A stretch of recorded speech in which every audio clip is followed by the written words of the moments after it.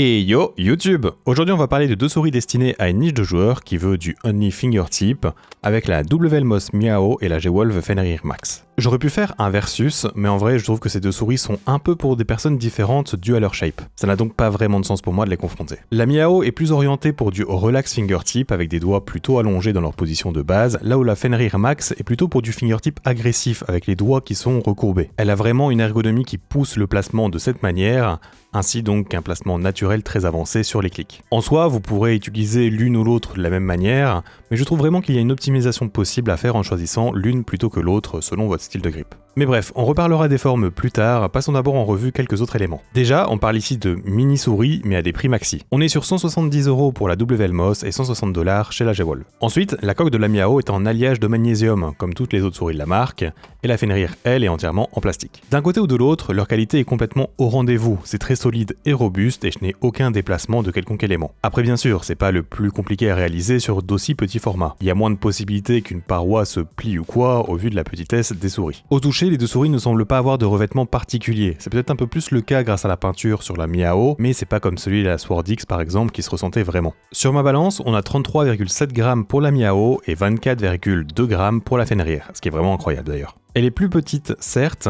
mais G-Wolf est vraiment une marque qui se bat pour atteindre le poids le plus léger possible, et ils ont encore fait des prouesses ici. Malgré les trous et l'utilisation du magnésium qui permet de créer des structures plus fines, l'ingénierie en plastique sans trous de la Fenrir crée un fossé considérable. Le choix des trous, c'est en fait en dessous qu'on le retrouve, là où sur la Miao, c'est complet. D'ailleurs, petite note, mais la base est au même niveau, ce qui va donc faciliter la pose de patin, ce qui est cool. Pour les capteurs, on est sur du PixArt 3950 des deux côtés, avec les dongles 8kHz qui sont fournis directement. Vu les compromis faits sur leur taille et leur poids, vous attendez pas à avoir de bonne autonomie, même à 2000 Hz. Et d'ailleurs, je trouve qu'il manque une LED qui indique la batterie faible sur le dongle de la Fenrir, car la souris m'a tout le temps lâché en plein milieu sans que je m'y attende et c'était relou. J'avais même parfois l'impression que c'était un freeze qui venait de mon PC. La LED est sous la souris, et avec la main dessus et en jeu, ça se remarque pas. Je n'ai pas observé de problème sur les capteurs, mais sachez que WLMOS a fait une mise à jour depuis peu avec le mode turbo, qui permet des scans plus fréquents, ce qui en soi est plus pertinent que le passage par exemple de 4K à 8kHz. Je vais pas vous dire que j'ai pu observer un mieux, mais pour les gens qui veulent avoir le meilleur sur le papier, ce choix devrait être positif. Mais bon, attendez-vous vraiment à recharger la souris tous les jours avec ce mode et un haut polling rate.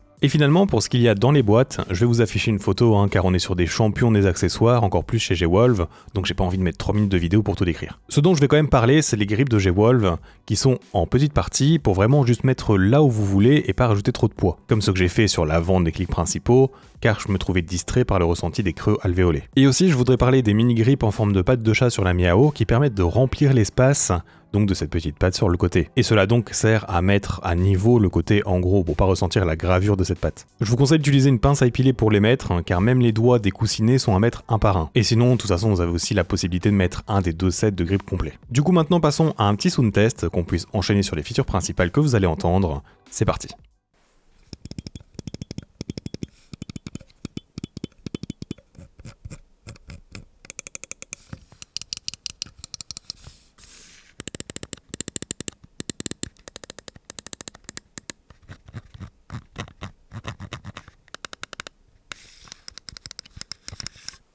Au niveau des switches utilisés pour les clips principaux, deux choix populaires mais différents ont été faits. Chez la Miao, on a une fine et légère pression avec les home run optiques, comme chez d'autres souris. Et pour la Fenrir, on a des Wano bleus mécaniques avec une implémentation plus prononcée, plus tactile. C'est pas lourd, mais si je les compare au home run de l'autre côté, la différence se remarque notamment sur la vitesse à laquelle on peut les spam. Pour les gens qui ont la HSK Pro qui utilisait des Zippy, ici la Fenrir a un clic plus bruyant mais un peu plus naturel. Je pense que je préfère quand même ceux de la HSK Pro, mais peut-être que c'est parce que j'ai une tonne de temps de jeu dessus. Mais en bref, aucun problème à signaler sur l'une ou sur l'autre, même au niveau du déplacement latéral, du poste pré-travel, et mes copies sont donc très bonnes. Pour les molettes, c'est exactement le même procédé qui a été décidé. C'est-à-dire que la Miao a un défilement léger avec seulement un peu de ressenti des différents crans, alors que la Fenrir demande plus de force avec un peu plus de feedback. Là où je préférais celle de la Miao, c'est pour son clic plus léger et plus facilement spammable, là où c'est pas du tout le point fort de l'autre. Mais surtout, c'est son design que je préfère. Vous allez facilement voir que celle de la Fenrir est minuscule et vraiment enfoncée dans la structure de la coque, alors que chez WLMOS, on a une full size qui ressort très bien. C'est pas forcément une erreur de design pour des souris spécialement faites pour du fingertip, je n'ai jamais vraiment eu de problème avec la HSK Pro d'ailleurs, et cela en fait parce qu'on est sur des gabarits qui demandent de base de la dextérité dans des petits mouvements de doigts. Mais si vous utilisez vraiment beaucoup cet élément, ça pourrait jouer sur votre appréciation. Et finalement, pour les latéraux, je trouve qu'ils se valent et se ressemblent. On est sur un clic bien prononcé et pas trop lourd à activer. Et d'un côté ou de l'autre, la viabilité de l'ESPAM est complètement ok. J'aurais par contre comme remarque que j'aurais voulu que ceux de la Miao ressortent plus de la coque, qu'ils aient peut-être aussi une séparation plus marquée, car en fait c'est possible de fat finger dessus. Et chez la Fenrir, vu que les courbes de la souris forcent un placement avancé des doigts, du moins chez moi dans ma position naturelle sur cette souris, eh bien les latéraux auraient peut-être pu être mis un peu plus en avant. Mais en vrai ça tombe bien car on va en discuter dans un nouveau segment à propos de leur forme. Let's go. Alors, comme vous le voyez, ces deux souris font partie des petits formats dans cette niche de mini-souris fingertip. La Miao est quand même assez permissive dans ses dimensions, je trouve, et la Fenrir que je vais décrire en première est presque quasiment une version élargie de la HSK Pro. À cette échelle, c'est quand même un changement significatif, vu qu'elle est aussi large que les plus gros modèles. Vu que j'ai des mains de 10 cm de largeur, je pensais que cela me serait bénéfique au niveau du confort, surtout qu'en soi, quand je mets mes doigts dessus, j'apprécie qu'elle soit assez large. Cependant, le fait que le design de la souris pousse à l'utiliser en courbant les doigts, avec aussi bien les clics très creusés que l'affinement important vers l'avant, ça fait que je développe de la fatigue musculaire très rapidement. Je ne pense pas que cette forme soit mauvaise, elle est juste dédiée à d'autres profils que moi. Si vous avez une main plus longue que les 18 cm de la mienne, peut-être que en fait vous auriez une fenêtre plus importante pour trouver un placement optimal et moins fatigant. Pour ma morphologie en tout cas, la HSK Pro convient mieux. Sachez qu'il existe aussi une Fenrir Asim qui dispose d'une petite virgule à l'arrière droite de la souris qui va servir en fait à caler votre petit doigt par exemple. Je devais la recevoir de la marque en même temps que celle-ci, mais malheureusement ils m'ont envoyé une deuxième Max que j'avais déjà achetée par moi-même, donc j'ai pas pu vous la présenter malheureusement.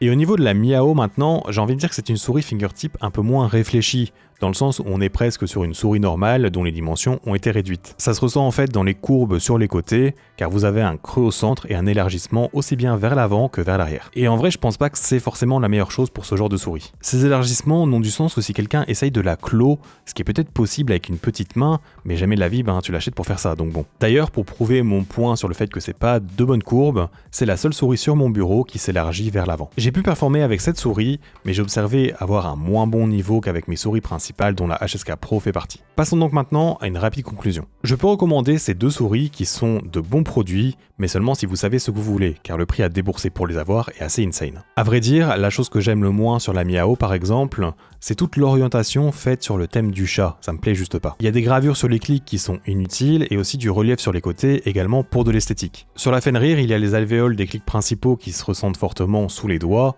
mais bon, avec les grips, je les ai quand même vite oubliés. Personnellement, je suis plus dans un style relax de fingertip, et donc après 2 ou 3 jours d'utilisation de cette souris, je commençais déjà à avoir de la fatigue dans toute ma main. Et là, après plus d'une semaine, je vais vraiment être soulagé de passer à autre chose. Je pourrais pas du tout la main, même si je le voulais, à cause de ça. Donc c'est à prendre en compte de votre côté. La différence de poids entre les deux se remarque, mais je trouve que le ressenti de densité de la Miao est suffisant pour que ce soit agréable et naturel. Personnellement donc, de toutes les souris de ce genre, la HSK Pro reste ma favorite, et j'ai directement observé que je performais mieux avec elle en l'ayant ressortie pour la fin de mes tests après celle-là. Mais par exemple, la Miao sera peut-être une entrée plus simple dans le monde des fingertips pour certaines personnes, vu que plus grande, donc c'est quand même une bonne chose. De mon côté, j'ai surtout hâte de voir ce que la version finale de la Pulsar X2F va donner, car ils ont annoncé que la production en masse avait commencé. C'est cependant un autre style que les deux de cette vidéo, et je suis donc heureux de voir des modèles ainsi se populariser pour convenir au plus de monde possible. Voilà, n'oublie pas de t'abonner à ma chaîne si mon contenu te plaît, et si ces souris t'intéressent, tu auras mes liens affiliés en description. Merci d'être arrivé jusqu'au bout,